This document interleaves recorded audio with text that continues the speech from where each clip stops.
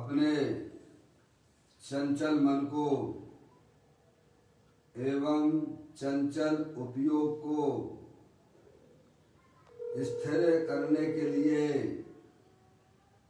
जनवाणी माता के माध्यम से अपनी वर्तमान ज्ञान की पर्याय में सम्यक भेद ज्ञान उत्पन्न करते हुए शरीर और शरीर से भिन्न जितने भी चेतन अचेतन पदार्थ हैं उनका मुझ भगवान आत्मा से किसी भी प्रकार का कोई संबंध नहीं है। इस प्रकार सम्यक भेद ज्ञान पूर्वक शरीर आदि पर पदार्थों का लक्ष्य छोड़ के अंदर जो अखंड ज्ञान ज्योति स्वरूप भगवान आत्मा है उसमें ही वर्तमान पर्याय का संबंध जोड़ते हुए छुट्टी नहीं है कि मेरा ये भगवान आंटी म्यूट कर लो, आपकी आवाज आ रही है। करके बताएंगे नहीं तब तक। शरीर आदि पर पदार्थों से भिन्न प्रकट अखंड ज्ञान ज्योति स्वरूप है, ऐसा अपने आप को जानो और ऐसा ही अनुभव करो कि मैं तो तीनों काल शरीर आदि पर पदार्थों से भिन्न प्रकट अखंड ज्ञान ज्योति स्वरूप भगवान आत्मा ही हूँ।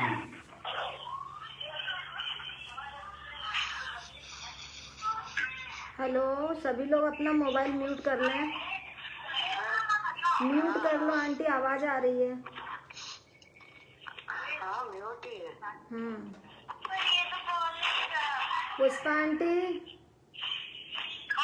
पुष्पा आंटी म्यूट कर लो। मैं जुड़ रही है ना अभी। पुष्पा आंटी जुड़ गई क्या? हाँ, जुड़ गई। इसी प्रकार से संसार अवस्था में आत्मा की पर्याय में जो विविध प्रकार के पुण्य पाप के परिणाम होते हैं वे समस्त परिणाम पर के लक्ष्य से होने वाले भाव हैं। वे हमारे आत्मा का स्वभाव नहीं है। इस प्रकार समस्त रागादिक परिणामों में एकत्व बुद्धि, ममत्व बुद्धि, कर्तृत्व बुद्धि, भोक्तत्व बुद्धि तथा उन रागादिक परिणामों की ज्ञाता बुद्धि को भी छोड़ते हुए अंदर जो अखंड ज्ञान ज्योति स्वरूप भगवान आत्मा है, जो कि तीनों काल ज्ञानानंद मूर्ति है, पूर्ण निराकुलता स्वरूप वाला है, सुख शांति का भंडार है, ऐसे ज्ञायक प्रभु परमात्मा में शरीर रागादिक का लक्ष्य छोड़ के अंतरोन्मुखी उपयोग के द्वारा मैं तो अखंड ज्ञान ज्योति स्वरूप भगवान आत्मा ही हूँ। मैं तीनों काल वीतराग स्वरूप भगवान आत्मा हूँ। इस प्रकार से अपने आप को जानो और ऐसा ही अनुभव करो कि मैं वर्तमान में ही शरीर राग आदि से भिन्न पूर्ण निराकुलता स्वरूप भगवान आत्मा हूँ।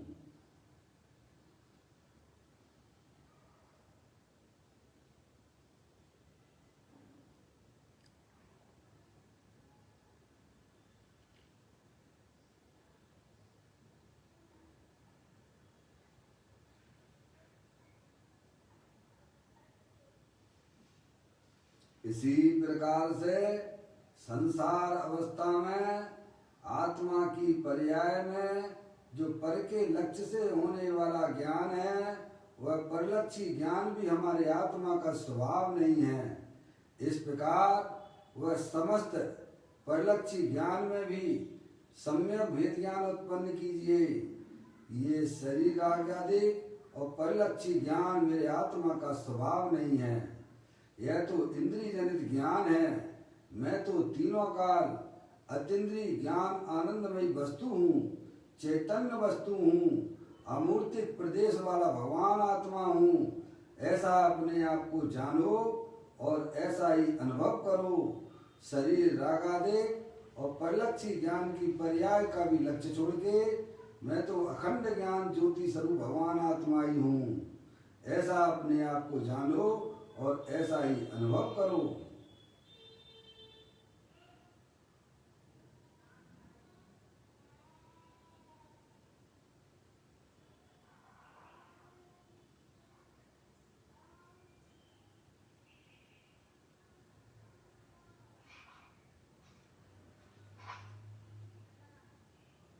मेरे भगवान आत्मा में शरीर आदि पर पदार्थों का प्रवेश नहीं होता है। मेरे आत्म स्वरूप के अंदर रागादिक परिणतियों का भी प्रवेश नहीं होता है। मेरे आत्म स्वरूप के अंदर परिलक्षी ज्ञान की पर्याय का भी प्रवेश नहीं होता है, क्योंकि मेरा ये भगवान आत्मा सदाकाल शुद्ध वीतराग विज्ञान घन स्वरूप है। ऐसा अपने आप को जानो और ऐसा ही अनुभव करो कि मैं वर्तमान में ही शरीर रागादिक और परिलक्षी ज्ञान की पर्याय से विभिन्न अखंड ज्ञान ज्योति स्वरूप हूँ। मेरे आत्म स्वरूप के अंदर शरीर आदि पर पदार्थों का प्रवेश नहीं होता है। मेरे आत्म स्वरूप के अंदर रागादिक परिणतियों का भी प्रवेश नहीं होता है। मेरे आत्म स्वरूप के अंदर परिलक्षी ज्ञान की पर्याय का भी प्रवेश नहीं होता है।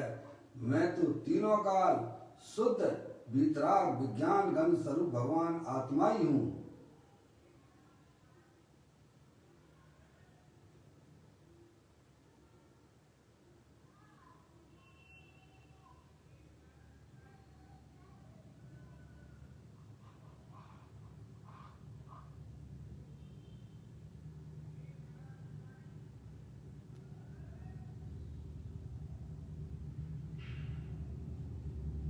द्रव्य कर्म भाव कर्म नौ कर्म रहे शुद्धात्म स्वरूपो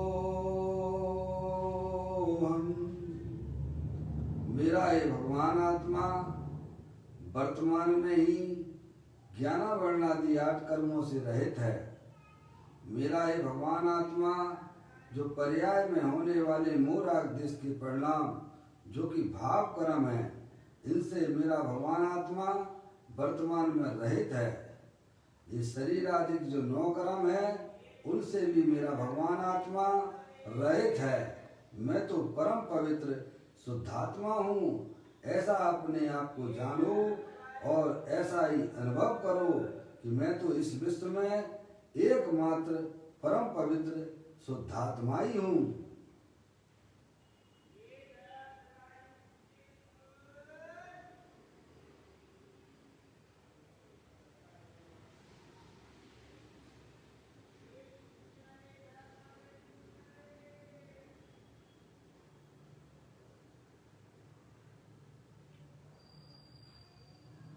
ओम नमः सिद्धेव्या। ओम नमः सिद्धेभ्या। ओम नमः सिद्धेभ्या। चिंतामणि सम स्वयं का चैतन्य तत्वमान है। निज का करूं मैं चिंतवन, निज का करूं श्रद्धान में। शोधा तुम्हारी देव है जो गुण अनंत निदान है। मैं स्वानुभव में देख लूं आत्मा स्वयं भगवान है। मैं स्वानुभव में देख लूं आत्मा स्वयं भगवान है।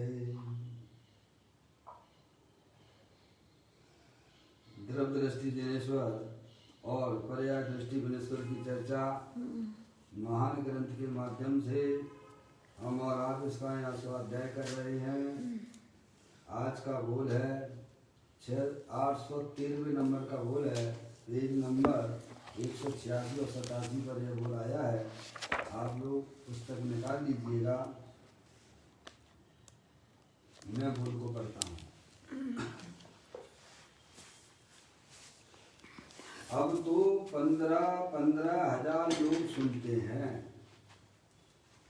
भिंड मध्य प्रदेश के एक पंडित जी संवत 1999 में कहते थे कि ओहो, समय साल की बचनका में 150 आदमी। हम जब पढ़ते थे तब तो 2-3 लोग होते थे। इसीलिए वे भाग्यशाली हैं जिनके कानों में यह बात पड़ती है। सुगानी जी लिख गए हैं द्रव दृष्टि प्रकाश में कि यहाँ के सुनने वालों में से बहुत से लोग तो मोक्ष जाने वाले हैं। अंतरंग रस पूर्वक सुनते हैं और अंतर में रस है तो आगे रस में वृद्धि होते होते सर्वज्ञ होकर मोक्ष जाएंगे। देखिएगा, हमारा आपका, देखिए पहुंच गए इसमें, हमारा आपका सबका सौभाग्य है जो अपन इस प्रकार के ग्रंथों का यहाँ स्वाध्याय कर रहे हैं। अपने आत्मा को बताने वाले, अपने आत्मा का परिचय कराने वाले जो ग्रंथ समय सार अधिक हैं, वे जीव धन्य ही समझना चाहिए कि जिन्हें अंदर में अपने आत्मा को समझने की किरण जागृत हुई है। समझ में आया भाई साहब? इसके लिए मनुष्य पर्याय मिलती है अपने आत्मा का परिचय करने के लिए, क्योंकि अन्य गतियों में तो आप देख ही रहे हो त्रियंश गति की क्या हालत है भाई साहब। नार की जीवों की क्या हालत है, शास्त्रों में सब लिखा पड़ी है। देव गति में भी जीव मानसिक रूप से दुखी बना हुआ है। समझ रहे आप? मनुष्य पर्याय ये भी हमें देखो सामने दिखाई दे रहा है। भले ही जीव के पास में कितना भी पैसा इकट्ठा हो जाए, पर उसकी पर्याय में शांति नाम की चीज नहीं मिलेगी आपको। समझ में आया? कितना भी बड़ा पद में बहुत बड़ा हो जाए, प्रधानमंत्री हो जाए, देश का राजा भी हो जाए, तो भी उसकी पर्याय में शांति प्राप्त नहीं हो सकती है, क्योंकि आत्मा को जाने बिना कोई भी जीव अपनी पर्याय में निराकुलता रूप परिणमन नहीं कर सकता है। और उस आत्मा को बताने वाले दिगंबर ग्रंथों में अगर कोई शास्त्र है तो भाई साहब वह समय सार है। समझ गए? आपकी समय सार का परिचय कराने वाला है, समझ में आया? वह समय सार जी ग्रंथ है। समझिए आप, इतनी उसकी महिमा है। आपका परिचय अगर कोई कराने वाला है तो समय सार ग्रंथ है, जो आचार्य कुंदकुंद देव ने 2000 वर्ष पहले इस पृथ्वी पे लिखा। समझ में आया भाई साहब? जिसने समय सार जी का अध्ययन नहीं किया उसका जीवन मुरझाया हुआ है। समझ में आया भाई साहब? क्योंकि ये अपने समय सार को बताने वाला, शुद्धात्मा को बताने वाला, परिचय कराने वाला ये महान ग्रंथ ये समय सार जी है। पुराने जमाने की बातें छोड़ दो। जब कुछ जो है उम्र की ज्यादा महिलाएं, बुजुर्ग लोग शास्त्र स्वाध्याय में पढ़ते थे, मैं तो देखता था ना भाई साहब, सब देखा हुआ है आंखों से। पद्म पुराण वगैरह, ये प्रथमान योग वगैरह का स्वाध्याय चलता था।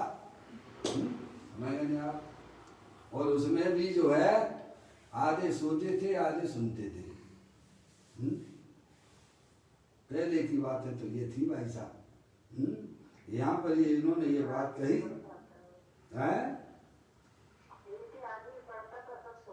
सब सुनते थे और सो भी लेते थे उसमें, सुनते ही नहीं थे। तो घर गृहस्थी काम काज में इतने उलझे रहते थे और धर्म के नाम पर है भाई साहब, जवान व्यक्ति तो दिखते ही नहीं थे। नौजवान व्यक्ति तो दिखते ही नहीं थे कि भाई साहब धर्म तो जो है भाई साहब 40 साल के बाद करने की बात है। क्या क्या हो गई थी परिभाषा धर्म के नाम पर कि अभी से तुम धर्म करोगे बुढ़ापे में करना। समझ आया? मेरे साथ भी यही घटना घटी थी। अनिल तुम जो है अभी से ये क्या है? अभी तो शादी करो। समझ गए आप? संसार के भी सुख दुख देखो। धर्म तो 40 साल के बाद करना। क्या करना? ऐसी बातें निकलती थी हमने कि मैं बिल्कुल 40 साल के बाद ही धर्म करूंगा। तुम मुझे ये बता दो कि साहब जो है मैं 40 साल तक जीऊंगा कि नहीं जीऊंगा। सोचिए आप, पहले जो है भाई साहब प्रथमान योग की मुख्यता से ही स्वाध्याय चला करता था। समझ में आई? और उसी को कैसे में सुना अनसुना जैसे ये भी है। देखिएगा यहाँ बात करते हैं। अब तो 15-15 हजार लोग सुनते हैं किसको? समय सार जी को। समझ गया? ये भी बहुत पुरानी बात हो गई। अब तो भाई साहब समय सार के नाम से शिविर लगता है। समय सार हमारी आत्मा का परिचय कराने वाला है, आत्मा की दृष्टि कराने वाला है। पूज्य गुरुदेव श्री को भाई साहब, पूज्य गुरुदेव श्री वैसे तो जो है श्वेतांबर में स्थानक वासी में उन्होंने जन्म लिया था और 1922 में उनको यह समय सार ग्रंथ प्राप्त हुआ। वहां भी वो दीक्षा ले ली थी उन्होंने उधर स्थानक वासी में। समझ गए आप भाई साहब? 1922 में जब यह पुस्तक जिनवाणी समय सार उनको प्राप्त हुआ, समझ गए आप? वो सब कहानी है, आपको पढ़ना चाहिए कैसे जीव का परिवर्तन हुआ। और भाई साहब ऐसा नहीं कि समय सार मिल गया और आपको तुरंत सुनाने लग गए, जबकि उन्होंने श्वेतांबरों के सब ग्रंथ पढ़ लिए थे। अरे साढ़े 23-24 साल में तो वो श्वेतांबर में दीक्षा ले ली थी उन्होंने। समझ में आया भाई? उसमें भी उन्हें अपनी आत्म शांति की प्राप्ति नहीं हुई। ऐसी अंदर में किरण जगी कि भाई साहब ये धर्म नहीं है, धर्म कुछ अलग चीज है। कुछ फोन कर रहे हैं, समझ में आया? धर्म कोई अलग चीज है। धर्म तो शांति देने वाला धर्म हुआ करता है। उनके भाग्य से और हमारे भाग्य से समझ में आया? उनको यह समय साल की प्राप्ति हुई और भाई साहब 12 साल तक तो उन्होंने उसका स्वाध्याय किया। कितने साल हैं? और ऐसे नहीं, भाई साहब जंगल में चले जाते थे और उसका स्वाध्याय करते थे। पंचेंद्री के विषयों से दूर हटकर गड्ढे में जाकर बैठकर समय सार का घोलन करते थे, समय सार के रहस्यों को समझते थे। समझ में आई भाई? तब उसके 12 साल बाद उन्होंने जो है इसके प्रवचन वगैरह करना चालू किए। तब दिगंबर समाज में हाहाकार मच गया।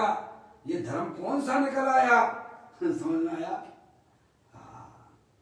बोलिएगा, ये शास्त्र हमारे पास में पड़े हुए हैं, पढ़ते हैं नहीं हम। ऐसे लिए और ऐसे ही कैसे में अलमारी में रख दिए उठा के। लोग बात तो घर से बाहर निकाल रहे हैं। कुछ तो ऐसे लोग हैं कि भाई साहब उनको ग्रंथों को, समय सार आदि ग्रंथों को भाई साहब मंदिर में से निकाल देते। कितना पाप का बंद करते हैं। गुरुदेव श्री ने वो काम यहाँ करके बताया है, तो सामान्य व्यक्ति नहीं था।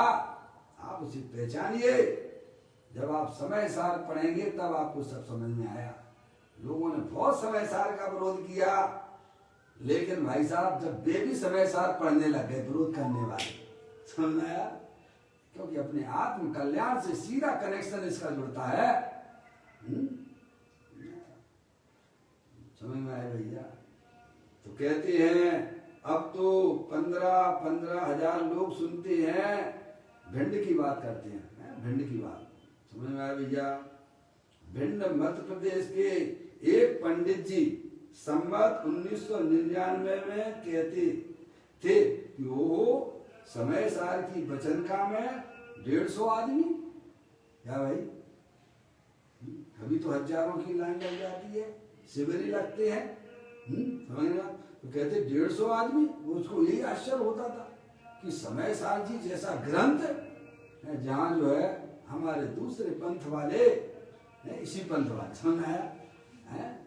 वे कहते हैं कि भाई साहब समय सार तो मुनियों का ग्रंथ है। किसका है? ये मुनियों को पढ़ना चाहिए, गृहस्थों के लिए नहीं है। समझ गए नहीं आप? अरे भाई साहब, ये अपने आत्मा से संबंधित रखने वाला ग्रंथ है। तुम क्या समय सार नहीं हो क्या? क्या तुम शुद्धात्मा नहीं हो क्या? समझ गए? सभी को पढ़ने लायक है। ऐसा मत बोलो कि ये गृहस्थों का पढ़ने लायक नहीं है। समझ में आया भाई साहब? सभी जीवों को पढ़ने लायक है। सभी भगवान आत्मा है। आत्मा का कल्याण समय सार ग्रंथ में जो विवेचन किया गया है, उसे आप जब तक नहीं समझोगे तब तक हमारी पर्याय अंतर्मुख नहीं हो सकती है। क्योंकि समय सार ये दृष्टि प्रधान ग्रंथ है। समझ में आया? उससे अपने शुद्धात्मा की प्राप्ति होती है। इसलिए समय सार की जितनी भी महिमा की जावे उतनी वास्तव में कम है। तो कहते हैं समय सार की वचन का 150 आदमी, अभी मतलब कह रहे हैं, वो पंडित जी है ना भिंड के होंगे उस समय, कोई पंडित जी, नाम नहीं दिया यहाँ पर। भिंड मध्य प्रदेश के एक पंडित जी संवत 1999 में कहते थे, पूज्य गुरुदेव श्री से, ठीक है, कि वो समय सार की वचनका में 150 आदमी है। 150 आदमी देख के जो है पंडित जी, ऐसी बात है। अब तो हजारों पर, तो 15-20 हजार तो शिविर ही लगने लग गए हैं भाई साहब। हम सब पढ़ते थे, कहते हम सब पढ़ते थे, पंडित जी साहब कहते हम सब पढ़ते थे, तब तो 2-3 लोग होते हैं। कितने भाई साहब?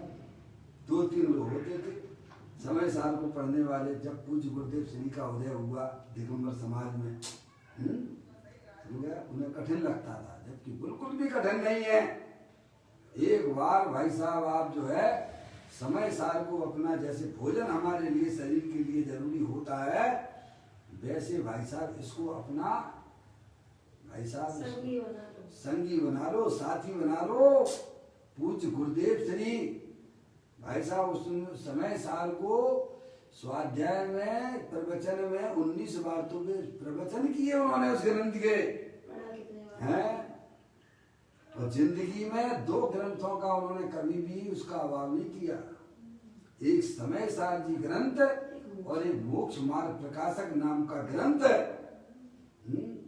प्रवचन उन्होंने समय सार पर 19 बार किए हैं और पढ़े तो सैकड़ों बार है। समझ गए नहीं आप? तो कहते हैं यहाँ पर हम सब पढ़ते थे, पंडित जी साहब कहते हैं, भिंड के पंडित जी साहब, नाम नहीं दिया है? तब तो 2-3 लोग होते थे। समझ गए नहीं आप? इसीलिए वे भाग्यशाली हैं। क्या कह दिया? इसीलिए वे भाग्यशाली हैं जिनके कानों में यह बात पड़ती है। क्या बात पड़ती है? कि मैं चेतनेश्वर भगवान आत्मा हूँ, इस शरीर में नहीं हूँ। ये रागादिक पंडितियां तो संसार अवस्था में होती जरूर है, पर हमारे आत्मा के अंदर प्रवेश नहीं करती है। ऐसा मैं शुद्धात्मा हूँ। जिनके कानों में ये बात पड़ती है ना, वे जीव धन्य है। कहते हैं वे भाग्यशाली हैं जिनके कानों में यह बात पड़ती है। सोगानी जीव लिख गए हैं। सोगानी है, अजमेर के हैं, आपके तो रिलेशन में है ना, आपके तो मामा जी लगते हैं। आप तो अच्छी तरह जानते हो। आप समझ में आया? कोई बात नहीं है, उनकी पुस्तकें तो है ना अभी। तो कहते हैं द्रव्य दृष्टि प्रकाश में है, उनका ग्रंथ है द्रव्य दृष्टि प्रकाश में कि यहाँ के सुनने वालों में से बहुत से लोग तो मोक्ष जाने वाले हैं। क्या समझ रहे आप? ऐसी द्रव्य दृष्टि जैसे ग्रंथ अपने स्वभाव को बताने वाले ग्रंथ तो हमें अपने जीवन में भाई साहब जैसे हमारे लिए ऑक्सीजन जरूरी होती है ऐसे इन ग्रंथों का हमें स्वाध्याय करना चाहिए। द्रव्य दृष्टि प्रधान वाले ग्रंथों को तब पर्याय में जो अनादि काल से सहयोगों की पकड़ चल रही है, पर्याय की पकड़ चल रही है, वो कोई भाई साहब ऐसी छूटने वाली नहीं है। भाई क्रिया कांड तो हमारा आत्मा अनंत बार कर चुका है। पर्याय में अपनी आत्मा की पकड़ क्यों नहीं हुई है? क्योंकि उसे अपने आत्मा का महात्मा ही नहीं आया है। समझ रहे आप? जब तक अपनी पर्याय में अपना त्रिकालिक ध्रुव भगवान आत्मा शुद्धात्मा का महात्मा हमें नहीं आएगा। आप इतने महान हो क्या है सर, जिसकी दिव्य ध्वनि भी भाई साहब थक जाती है। अनंत काल से तीर्थंकर कितने तीर्थंकर हुए हैं अनादि से, उनकी दिव्य ध्वनि एक शुद्धात्मा को बताने वाली है। समझ रहे आप? किसकी महिमा की गई है दिव्य ध्वनि में? अपनी आत्मा की। बताइए आप, कभी आपने अपने आत्मा को जानने की कोशिश नहीं की है? जो इन ऐसे ग्रंथों को अपने स्वाध्याय का अंग बनाते हैं, द्रव्य दृष्टि प्रधान जैसे ग्रंथों को, उनका जीवन निहाल होता है। तब पर्याय में चमक और धमक आती है। समझ में आया? स्वाध्याय करे और पर्याय की रंगत ना बदले तो वह स्वाध्याय नहीं कहलाता है भाई। कहते हैं सोगानी जीव लिख गए हैं ग्रंथ में द्रव्य दृष्टि प्रकाश में कि यहाँ के सुनने वालों में से बहुत से लोग तो मोक्ष जाने वाले। कितनी दृढ़ता के साथ में कहते हैं? समझ आप? ज्ञानी को पर्याय में इतना पूर्ण विश्वास हो जाता है, वो समझ जाते हैं अरे जिसको अपनी आत्मा की चर्चा में आनंद आता है, पद्मनंदी आचार्य देव ग्रंथों के अंदर लिख के गए हैं, जिन्हें अपनी आत्मा की चर्चा में आनंद आता है वे जीव अल्पकाल में मुक्ति प्राप्त करने वाले हैं। अभी भले ही उनको आत्मा का अनुभव नहीं हुआ है। आचार्य भगवान तो बोलते हैं ना, है भाई साहब, पद्मनंदी आचार्य देव जिन्हें तत्व चर्चा में आत्म चर्चा में प्रफुल्लित होते हैं, आनंदित होते हैं, वे जीव अल्पकाल में भाई साहब मुक्ति को प्राप्त करने वाले हैं। समझिए, आत्मा की चर्चा हो और उसमें आत्मा को पर्याय में आनंद ना आए, तुम्हारे शरीर की तारीफ करते हैं लोग तो तुम्हें कैसा लगता है भाई साहब? कैसे पूछते हो कि भाई साहब बता दो हमारे बारे में क्या कह रहा था? किसके बारे में? समझिए, आत्मार्थी जीवों को, भव्य जीवों को अपनी आत्मा की चर्चा में आनंद हुआ करता है, क्योंकि ये हमारे कल्याण की बातें हैं। समझ गए आप? आचार्य भगवंतों ने लिखा ना, क्या वह जीव निकट भव में मुक्ति प्राप्त करने वाला है। समझ गए आप? कहते हैं सोगानी जी लिख गए हैं द्रव्य दृष्टि प्रकाश की यहाँ के सुनने वाले में से बहुत से लोग तो मोक्ष जाने वाले हैं। मैंने तो आचार्य का रेफरेंस दे दिया आपको, बताइए आप। जो इसमें लगे हुए हैं उनको पूरा कॉन्फिडेंस होता है, क्योंकि उनकी पर्याय का झुकाव उस शुद्धात्मा से जुड़ चुका है। समझ गए आप? पहचान जाते, ज्ञानी को पहचान जाता है। तो उनकी सभा में जो लोग शुद्धात्मा की चर्चा सुनते थे, आनंद लेते थे, वे समझ गए कि ये जीव होनार है। समझ जाते हैं, समझ जाते हैं, अपन भी समझ जाते हैं, समझ जाते हैं। अपने पास जो व्यक्ति है जो कैसी बातें करता है तो अपन समझ जाते नहीं समझ जाते हैं, इसका इंटेंशन क्या है।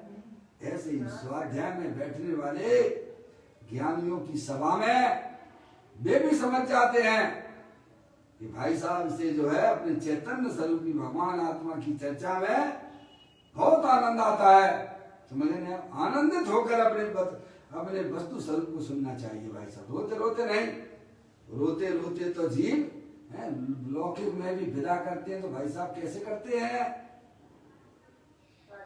हंसते हंसते जाना, रोते रोते नहीं जाना, नहीं तो तुम मरे की खबर लाएगा। ऐसे ही अपने चेतने सर भगवान आत्मा की चर्चा भाई साहब आपके पास तो उपलब्ध है, ये सब ग्रंथ उपलब्ध है। उपलब्ध ही नहीं है, उनको बताने वाले आज भी हैं। तो समझ में आया? नहीं समझ में आती है तो उन ज्ञानियों के पास में बैठ के हमें समझना चाहिए मेरे आत्मा का पर्याय में अनुभव क्यों नहीं हो रहा है, क्या दिक्कत आ रही है। हम चर्चा ही नहीं करते हैं। समझ में आया? बस चल रही है, गाड़ी चल रही है। देखो मोक्ष मार्ग प्रकाशक में सम्यक के सन्मुख मिथ्या दृष्टि का विवेचन आया है, आप उसे पढ़ना 7वें अधिकार में। समझ में आया? ओ मुझे तो इन बातों की खबर ही नहीं थी और प्राप्त पर्याय में भी तन्मय था। गुरु के द्वारा बताया गया जो तत्व है ओ क्या समझ में आ गई कि नहीं आ गई? ऐसे हमें भी अगर अपनी आत्मा की प्राप्ति करना है, वास्तव में करना है भाई साहब, ये पर्याय तो इसी के लिए होना चाहिए। आप ये मत सोचिए कि छोटे हैं कि बड़े हैं, क्या है क्या नहीं है। आप अपनी शंकाओं को उन ज्ञानियों तक भेजिए, उनसे पूछिए, वे आपको जवाब देंगे क्योंकि उन्होंने सब देखा है। अरे जिसने अपनी आत्मा की पकड़ अंदर बना ली है, अब उसके लिए क्या रह गया? समझ लेंगे आप? इसीलिए संशय आत्मा की स्थिति में गाड़ी नहीं चलाना। अरे जीवन की जिंदगी ये भाई साहब केवल मात्र एक आत्मा के लिए हो, अपने लिए हो। अनंत भाव हमने शरीर के खातिर खोए हैं, लेकिन ये भाव भाई साहब अपने आत्मा के लिए लगा दोगे तो भाई साहब ये सस्ता है, बहुत सस्ता सौदा है ये। समझ में आया? दुनिया कुछ भी कहे तुम उसकी बिल्कुल मत सुनना। तुम तो समय सारजी ग्रंथ के द्वारा पूरा तो पांच पढ़ना है। समझ में आया? और जहां शंका होती हो उनसे पूछिए किस अपेक्षा से ये बात है भाई। समझ गए आप? लेकिन आप चालू तो कीजिएगा। आज कितने लोग हैं दिगंबर समाज के अंदर जो आदो पांच पूरा समय सार पढ़ते हैं। श्वेतांबर मत में पैदा होने वाला गुरुदेव श्री ने भाई साहब उसने जिंदगी का अंग बना लिया है। समझ गए आप? 19 बार तो उन्होंने प्रवचन किए, कितने 45 वर्षों तक, और सैकड़ों बार हजारों बार उन्होंने उस ग्रंथ का अध्ययन किया है। समझ हमारा खुद का ग्रंथ दिगंबर, बोलो आचार्य कुन देव कौन थे? दिगंबर थे, थे श्वेतांबर थे। उसके टीकाकार आचार्य अमृत से दिगंबर थे कि श्वेतांबर थे। और तुम कौन दिगंबर हो कि श्वेतांबर हो? तुम अपने ग्रंथों को नहीं पढ़ रहे भाई साहब हैं। जैसे घर में कोई बढ़िया चीज बनी हो हैं और दूसरा खा जाए और अपने घर के बच्चे ना खाए तो कैसा लगे? क्या कहा? समझ में आया? इसीलिए हमें अभी मौका है इन समय सार आदि ग्रंथों को, जो दृष्टि प्रधान ग्रंथ हैं, जो हमारी आत्मा का परिचय कराने वाले हैं, अपनी पर्याय में होने वाली गंदगी को दूर करने में निमित्त हुआ करते हैं। भाई साहब आप तो बस बांध लो, संकल्प कर लो कि भाई साहब इस समय सारजी ग्रंथ ये हमारे आत्मा का परिचय कराता है, इसीलिए मुझे पूरी तरह से अच्छी तरह से पढ़ना है। और ऐसे ही नहीं पढ़ना है, समझ के पढ़ना है। समझना आया? कहते हैं सोगानी जी लिख गए हैं द्रव दृष्टि प्रकाश में, यहाँ के सुनने वालों में बहुत से लोग तो मोक्ष जाने वाले, इतना विश्वास रहता है, मालूम पड़ जाता है। अंतरंग रस पूर्वक सुनते। कैसे सुनते थे वो? अरे आत्मा डोलने लग जाता है। समझ में आया? ये आनंद की बातें हैं। मेरा आत्मा आनंद स्वरूप है। अरे प्रकृति ने तुम्हें एक ही तो गिफ्ट दी है, उसको भी तुम ढंग से नहीं खा पी रहे हो भाई साहब, उसको ही नहीं संभाल पा रहे हो, हैं? बस उसमें घुस गए, किसमें? संयोगों के पीछे घुसे रहते हो। क्या मिलने वाला है? 4 गति 84 लाख योनियों में परिभ्रमण करेगा वह आत्मा। संयोगों की दृष्टि छोड़ दीजिए, संयोग मेरी आत्मा से अत्यंत भिन्न है, मैं तो चैतन्य सर भगवान आत्मा हूं। समझ में आए भैया? ऐसी आत्मा अंदर से पर्याय पर्याय में डोला करे, वीर उछलता है। जनवाणी माता की बातें सुनकर, समय सार जैसे दृष्टि विधान देवताओं को सुनकर पर्याय की रंगतें बदल जाती हैं। समझ में आया भाई साहब? वीर उल्सित होने लगता है। कहते हैं यहाँ सुनने वालों में से बहुत से लोग तो मोक्ष जाने वाले हैं, अंतरंग रस पूर्वक सुनते। कैसे सुनते हैं? अब चूंकि हमें परिचय ही नहीं है तो हमें रस कैसे आएगा? जैसे तानसेन था संगीत वाला, था नहीं संगीत, तानसेन हुए ना, और संगीत बजता है तो उसको बड़ा आनंद आता है, वो समझता है कि ये कौन सा संगीत, हमें ज्ञान ही नहीं है तो फिर क्या आनंद आएगा? ऐसे ही समझदार जो स्वाध्याय करने वाले जीवों को अपने द्रव्य का पता है और द्रव्य के रहने वाले अंदर में जो अनंत शक्तियां हैं उनका भी ज्ञान बरतता है। ज्ञान ही नहीं बरतता है, वो पर्याय के स्वरूप का भी उन्हें ज्ञान है, तब उन्हें पर्याय में आनंद आता है। ऐसे रस ले लेके पढ़ते हैं, बारंबार यही सुनाने लायक है, यही करने लायक है, अपने द्रव्य की चर्चा, अपने पर्याय के स्वरूप की चर्चा। समझ गए आप? इसीलिए वे रस लेती हैं। समझ गए आप?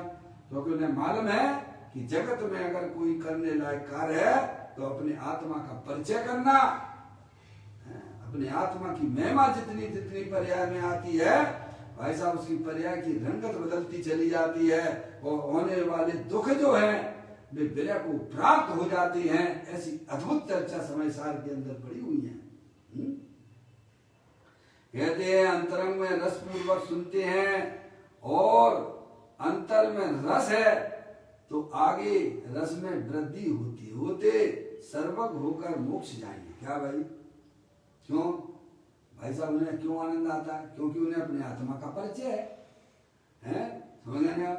तो जो अंदर में अंतरोन्मुखी उपयोग के द्वारा देखो, आप समूह शरण में आप चले जाइए, आप भगवान के समूह शरण में चले जाइए, भावलिंगी संत मुनराज बैठे हुए हैं भाई साहब, भगवान की दिव्य ध्वनि खिलती है, लेकिन अंदर में कैसी, अरे दिव्य ध्वनि सुनते सुनते भाई साहब केवल ज्ञान की पर्याय भी प्राप्त कर लेता है जी। कितना आनंदित होता होगा उस आत्मा की चर्चा में, पर लक्ष्य दिव्य ध्वनि के ऊपर नहीं होता है, उस समय लक्ष्य अपने शुद्धात्मा के ऊपर होता है। क्या समझ गए आप भाई साहब? ये सब कलश है हमारे पास में, सब लिखा हुआ है। समझ गए आप? आचार्य अमृतचंद देव कहते हैं कि भाई साहब मैंने समय सार की टीका की है तो काहे के लिए की है कि परम मम विशुद्धि, परम विशुद्धि की प्राप्ति हो। काहे के लिए? कि मेरी पर्याय में विशुद्धि तो है लेकिन परम विशुद्धता की प्राप्ति हो। क्योंकि जिस समय हम जो टीका लिखेंगे उस समय हमारा लक्ष्य कहाँ होगा?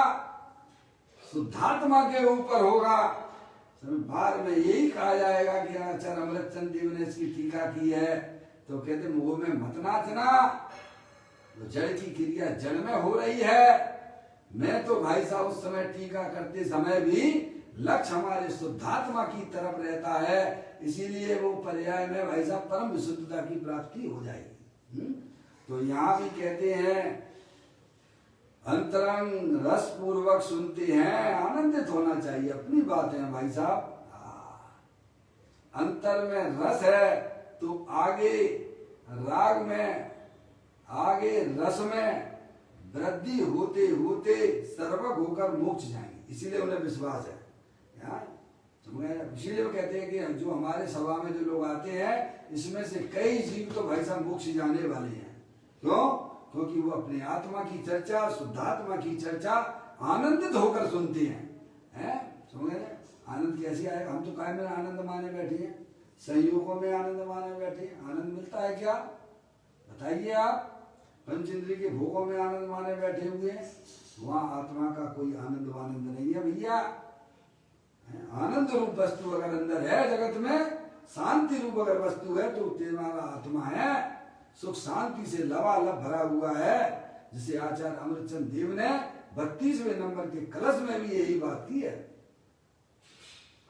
सुख शांत रस से लबालब है, ज्ञान सागर आत्मा, बेभ्रम की चादर हटा, सर्वांग पर घटे आत्मा। हे बाबू जन इस लोक के सब एक साथ नहाइए, इसे ही अपनाइए, इसमें ही मग्न हो जाइए। क्या आचार्य अमृतचंद देव अपनी आत्मा का परिचय कौन कराएगा? ये समय सारी ग्रंथ कराता है। और आप उससे दूरियां बना के चलोगे तो तुम्हें कभी भी तुम्हारा आत्मा मिलने वाला नहीं है। समय सारी हमारे शुद्धात्मा का परिचय कराता है। ज्ञानी हमें बारंबार बताते हैं, आप पढ़िए, आप एक ही गाथा पढ़िए, एक ही कलश पढ़िए, टीका पढ़िए, और समझ में नहीं आता है तो कैसे समझ में आपके आएगा ही आएगा, नहीं आएगा तो ऐसी कोई बात भी नहीं है। फिर भी अगर आपके पर्याय में इस प्रकार की शंका होती है तो आज भी इस पृथ्वी पर ऐसे लोग हैं जो आपकी शंकाओं को समाधान करने के लिए बैठे हुए हैं। हमें मिथ्यात्व बिल्कुल पर्याय में नहीं चाहिए, मुझे तो हर तरह का समाधान चाहिए। अगर आचार्य भगवान तो अलियन परमात्मा कहते हैं तो हमें अपनी वर्तमान ज्ञान की पर्याय पर उसको कसो। ये तो इतना काम तो करना पड़ेगा ना भैया, हैं? इतना भी नहीं करोगे अपने आत्म कल्याण के लिए? कौन सा आपके ऊपर बोझा लादा जा रहा है? शिक्षित होइए आप, समय सार की एक एक गाथाओं को पढ़िए, उनकी टीकाओं को पढ़िए, उनके एक एक कलश को पढ़िए। जहां शंका होती है वहां जो है इस मार्ग पे चलने वाले ज्ञानी जीव हैं, उन्हें साक्षात अपने आत्मा का अनुभव होता है। समझ गया? इस प्रकार से यह समय सार ग्रंथ हमारे भाई साहब स्वाध्याय का अंग हो, डेली का अंग हो। समझ में आया भाई साहब? उसमें हमारी आत्मा का परिचय मिलता है और आपको इतना आनंद आएगा कि भाई साहब मैं आपको क्या शब्दों से कहूं, ऐसा जिंदगी में अनादिकाल से तुमने आनंद नहीं लिया है। ऐसी चैतन्य वस्तु जागृत, समझ गया, ये देवल में विराजमान है। ज्ञानी हमें बारंबार यह बात समझा रहे हैं कि भाई साहब स्वयं दृष्टि हुए बिना किसी की जीत की पर्याय में सुख की प्राप्ति नहीं हो सकती है। और समय सार ग्रंथ हमारी दृष्टि ध्रुव स्वभाव की कराता है, शुद्धात्मा की कराता है, और उस पर्याय में नियम से अतीन्द्रिय आनंद की प्राप्ति हो जाती है। और अल्प काल में यह जीव भाई साहब मोक्ष रूपी पर्याय को भी प्राप्त कर लेता है। इसीलिए समय सार और मोक्ष मार्ग प्रकाशक आपकी शंकाओं के, बहुत सी शंकाओं के समाधान मोक्ष मार्ग प्रकाशक के द्वारा ही हो जाएंगे। समझ में आया? इस प्रकार से समय सार की अद्भुत महिमा है।